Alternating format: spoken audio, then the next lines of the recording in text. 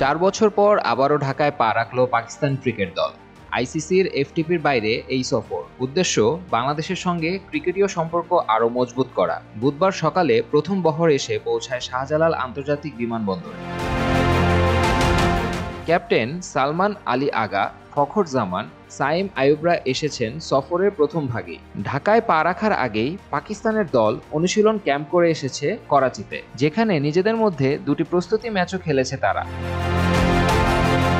এদিকে লিটন কুমার দাসের নেতৃত্বে বাংলাদেশ দল এখনও কলম্বোতে। বুধবার রাতে সিরিজ নির্ধারণী টি-20তে শ্রীলঙ্কার মুখোমুখি হবে টাইগাররা। বৃহস্পতিবার দেশে ফিরেই মিরপুরে নামতে হবে নতুন সিরিজের প্রস্তুতিতে। প্রতিটি ম্যাচই শুরু হবে সন্ধ্যা 6টায়।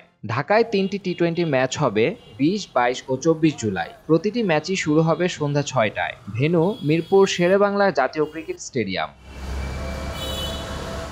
2021 সালে সবশেষ বাংলাদেশ সফরে এসে টি-20 ও টেস্টে স্বাগতিকদের হোয়াইট ওয়াশ করেছিল পাকিস্তান। এবার মঞ্চটা বাংলাদেশের, সময়টা প্রতিশোধের। এবার কি বাংলাদেশ ফিরিয়ে দিতে পারবে হোয়াইট ওয়াশের জবাব? উত্তরের অপেক্ষা এখন সময়ের।